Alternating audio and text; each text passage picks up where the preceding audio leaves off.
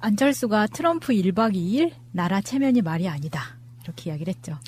세세한 내용을 언급하면 정말 속이 상하고 나라 체면이 말이 아니어서 참겠지만 딱 한 대목만 말하겠다.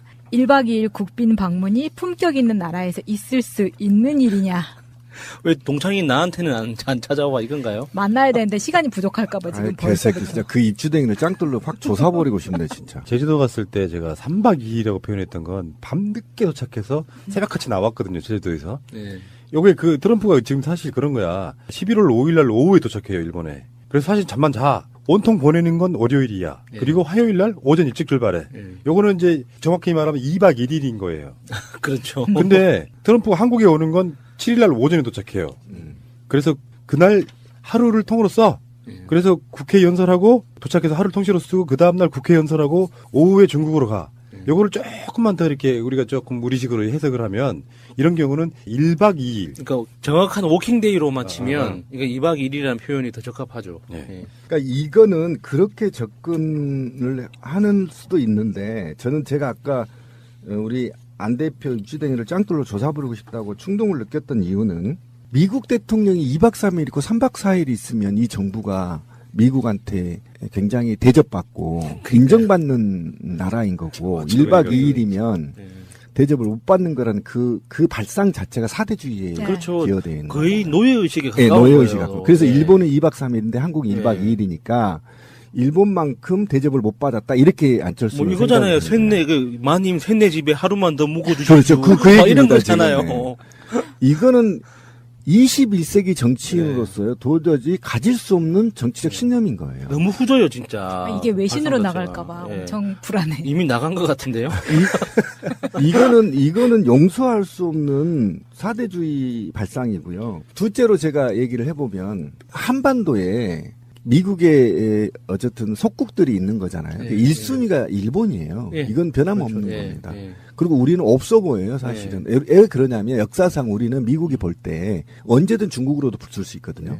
미국이 그렇게 노골적으로 표현한 적도 있어요. 그렇죠. 미국의 실질적 우방은 일본이고 음. 한국은 동맹 국가 중에 하나일 뿐이다. 그렇죠. 이렇게 그게 이야기한 맞는 적도 겁니다. 있는데. 그럼 거기에 맞는 애우를 하는 겁니다. 각 국가들이. 예, 그러니까 안철수는 지금 머릿속에서 일본과 한국 중에 누가 더 미국과 친하냐를 증명해내야 되는 게 대통령의 그렇죠. 일이라는 것처럼 이야기를 하는 거예요. 그 얼마나 후져요, 그 사고방식 자체가. 허현준.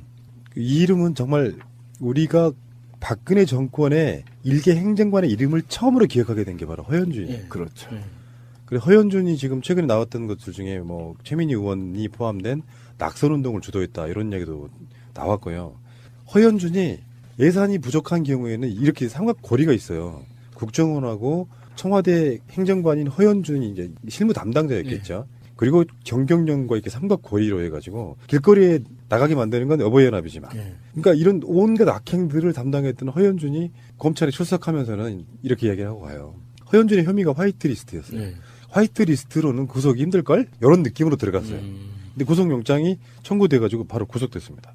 검찰에 구속시킨 논리가 있는데요. 화이트리스트 범죄의 본질은 공무원과 공모한 사람이 국가 권력을 이용해 반대 세력에 대해 공격하고 자기 세력에 대해 옹호하도록 특정 단체에 나라 돈을 지원하고 사기업을 압박해 지원한 것. 이 사건은 공직자들이 국가 시스템을 무시해 남용하고 그 과정에서 명백한 피해자들이 생긴 형사 사건이다. 관제 데모의 상대방은 피해자다. 아, 이 노래 좋지 않아요? 관제 데모의 상대방은 피해자다. 화이트리스트로 잘하는 사람들만 지원해줬으니까 난 죄 없어가 아니고 그 지원해준 사람들이 공격을 해댔으니 그 공격의 상대방은 피해자다. 이런 논리를 만들어낸 거고 이번에 그거 보셨어요? 추선이가 CJ 같은 기업을 상대로 돈을 뜯어내요.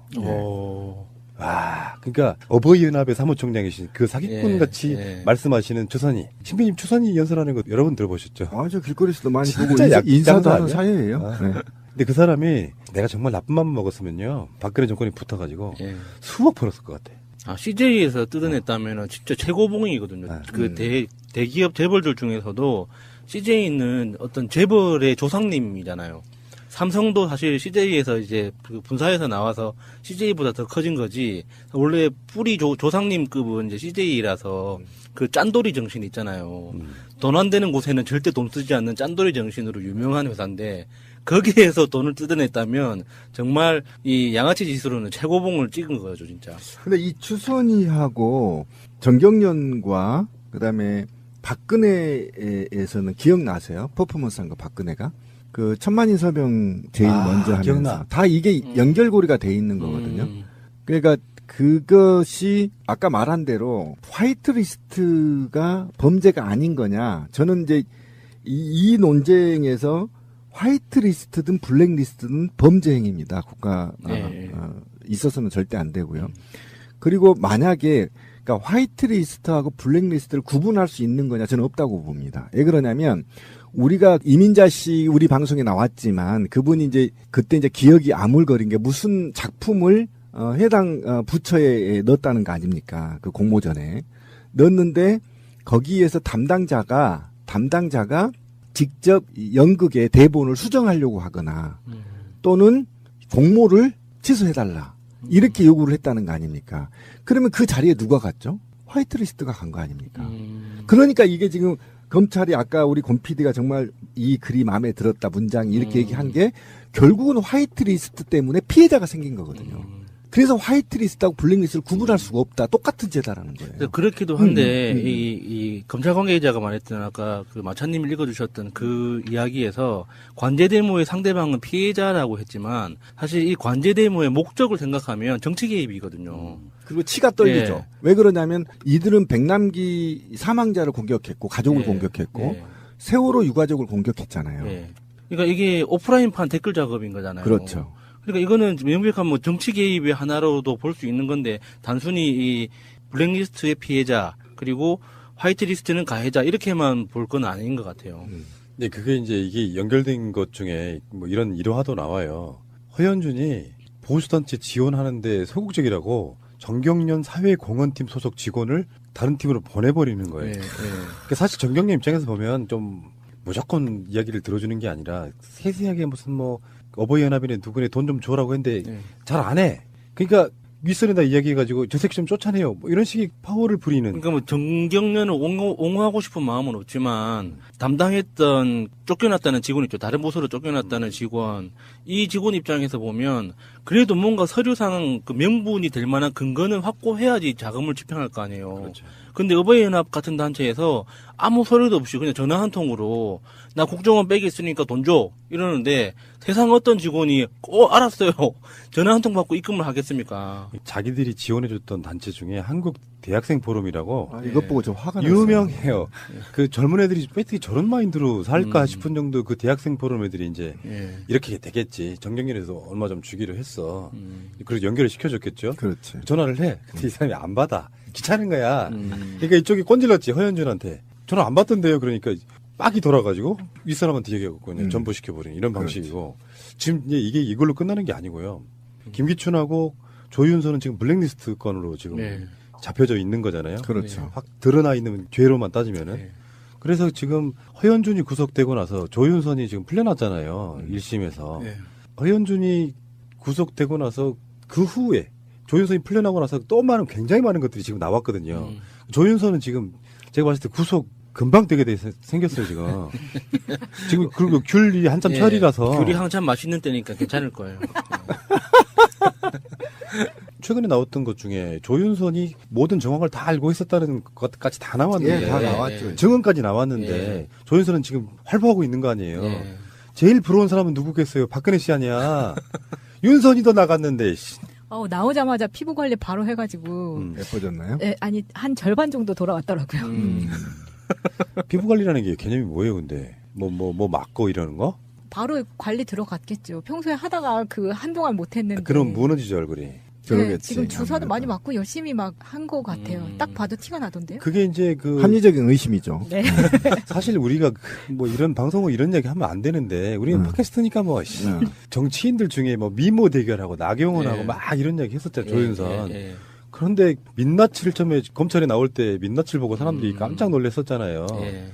그분한테는 그게 굉장히 평생의 트라우마가 될 겁니다. 네, 그럴 거예요. 예. 네. 그러니까 아들이 박근혜나 최순실이나 조윤선이나 이게 운동을 안 해봐서 정말 여바는 거야. 만약에 조윤선이 정말 화장하고 싶으면 구치소에서 화장할 권리를 달라 투쟁하면 되거든요. 그럼 다른 여성 수감자들도 화장할 권리를 얻잖아. 예. 그치? 이뻐질 권리에 대해서 누가 방해하나? 아니, 누가 봐준다고 거기서 화장을 해요. 어쨌든 그 운동을 그런 식으로 하라고. 제발 나한테 좀 그 이영하 변호사 나를 좀 만나 찾아와. 씨발 내가 투쟁하는 방법 가르쳐줄게. 박근혜 인권을 확 올려줘. 확 걸려줘 버려. 그리고 아마 박근혜 씨가 실형 재판이 끝나면 아마 감옥으로 가잖아요. 예. 여성 감옥이 어디 경북 어디에 있다고 하던데. 음. 어쨌든 그러기 전에는 지금 최 대접을 받고 있는 건데. 심지어 요즘에는 그 이명박이 만들어 놓은 민영화된 감옥도 있더라고. 그렇죠. 예. 소망교도소. 이름도 그 참 놀랍지 않아요? 소망스럽죠. 그 황교안 씨가 그 큰 역할을 하는 곳이죠. 근데 황교안이를 그리 보내야 되는데, 그죠? 예. 네. 저는 참 이상해. 황교안은 지금 왜 구속이 안 될까? 참 어려운 문제예요. 그래서 제가 항상 하는 말인데 개혁보다 쉬운 게 혁명이에요. 혁명은 혁명이라는 미명하에 예. 다 치고 해갖고 예. 쉽게 그냥 정리할 수 있는데 이놈의 개혁은 불과 얼마 전까지 주류 집권 세력이었던 자들을 치는 거니 얼마나 힘들어요. 자, 뭐 어쨌건 간에 얘기가 좀 새는데 이 허현준 행정관이 이제 구속되고 그러면서 이제 이게 조윤선과 김기춘의 재판에 영향을 끼칠 거고 그러니까 얼마나 이런 사람들이 부도덕한 짓을 했는지가 지금은 이름도 다 기억이 안 돼, 이제. 예, 맞아요. 그 정도로 심각했다는 생각이 좀 들고요. 또 관련자도 제가 볼 때 마무리되면 한 1000명 수준에 넘지 않을까? 구속자가. 저는 아직 당은 지금 연관성을 지금 수사하지 않고 있잖아요. 예. 근데 당이 연관 저는 깊게 돼 있다고 보거든요. 그렇죠, 그렇죠. 이게 연결이 되면 진짜 이제 피바다 되는 거죠. 사실 나중에 최순실 박근혜 게이트가 정리가 되고 나면 백서가 나올 거잖아요. 그럼요. 그 백서의 양이 어느 정도 될지 사실 가늠이 안 됩니다. 알겠습니다. 예, 국가들이 그러니까 안철수는 지금 머릿속에서 일본과 한국 중에 누가 더 미국과 친하냐를 증명해내야 되는 게 대통령의 그렇죠. 일이라는 것처럼 이야기를 하는 거예요. 그 얼마나 후져요, 그 사고방식 자체가. 허현준. 이 이름은 정말 우리가 박근혜 정권의 일개 행정관의 이름을 처음으로 기억하게 된 게 바로 허현준이에요. 예. 그렇죠. 예. 그리고 허현준이 지금 최근에 나왔던 것들 중에 뭐 최민희 의원이 포함된 낙선 운동을 주도했다 이런 얘기도 나왔고요. 허현준이 예산이 부족한 경우에는 이렇게 삼각고리가 있어요. 국정원하고 청와대 행정관인 허현준이 이제 실무 담당자였겠죠. 그리고 안철수가 트럼프 1박 2일 나라 체면이 말이 아니다. 이렇게 이야기를 했죠. 세세한 내용을 언급하면 정말 속이 상하고 나라 체면이 말이 아니어서 참겠지만 딱 한 대목만 말하겠다. 1박 2일 국빈 방문이 품격 있는 나라에서 있을 수 있는 일이냐. 왜 동창인 나한테는 안 찾아와 이건가요? 만나야 되는데 시간이 부족할까봐 지금 아이, 벌써. 개새끼 진짜 그 입주댕이를 짱돌로 확 조사버리고 싶네 진짜. 제주도 갔을 때 제가 3박 2일이라고 표현했던 건 밤늦게 도착해서 새벽같이 나왔거든요. 제주도에서. 네. 요게 그 트럼프가 지금 사실 그런 거야. 11월 5일 날 오후에 도착해요, 일본에. 그래서 사실 잠만 자. 온통 보내는 으로 거죠. 나갈까봐 예. 엄청 불안해. 이미 나간 것 같은데요? 이거는 용서할 수 없는 사대주의 발상이고요. 둘째로 제가 얘기를 해보면 한반도에 미국의 어쨌든 속국들이 있는 거잖아요. 예, 1순위가 일본이에요. 예. 이건 변함없는 그렇죠. 예, 겁니다. 예. 그리고 우리는 없어 보여요, 사실은. 왜 그러냐면 역사상 우리는 미국이 볼 때 언제든 중국으로도 붙을 수 있거든요.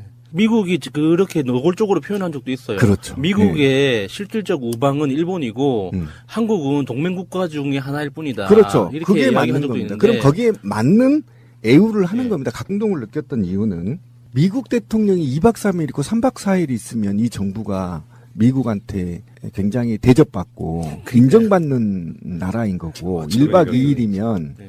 대접을 못 받는 거라는 그 발상 자체가 사대주의에 네. 그렇죠. 기여되어 있는 거의 거죠. 노예의식에 예, 가까워요. 노예의식 갖고. 그래서 예. 일본은 2박 3일인데 한국은 1박 예. 2일이니까 일본만큼 대접을 못 받았다. 이렇게 안철수 뭐 이거잖아요. 쇳내 마님 쇳내 집에 하루만 더 묵어주십시오. 그렇죠. 그 막 이런 얘기입니다, 거잖아요. 지금. 이거는 21세기 정치인으로서요. 도저히 가질 수 없는 정치적 신념인 거예요. 너무 후져요 진짜. 이게 외신 하는 건 월요일이야. 예. 그리고 화요일 날 오전 일찍 출발해. 예. 요거는 이제 정확히 말하면 2박 1일인 거예요. 그렇죠. 근데 트럼프가 한국에 오는 건 7일 날 오전에 도착해요. 그래서 그날 하루를 통으로 써. 예. 그래서 국회 연설하고 도착해서 하루 통째로 쓰고 그 다음날 국회 연설하고 오후에 중국으로 가. 요거를 조금만 더 이렇게 우리가 조금 우리식으로 해석을 하면 이런 경우는 1박 2일. 그러니까 정확한 워킹데이로만 치면 이거 2박 2일이라는 표현이 더 적합하죠. 네. 예. 그러니까 이거는 그렇게 접근을 하는 수도 있는데 저는 제가 아까 우리 안 대표 입주댕이를 짱돌로 조사 부르고 싶다고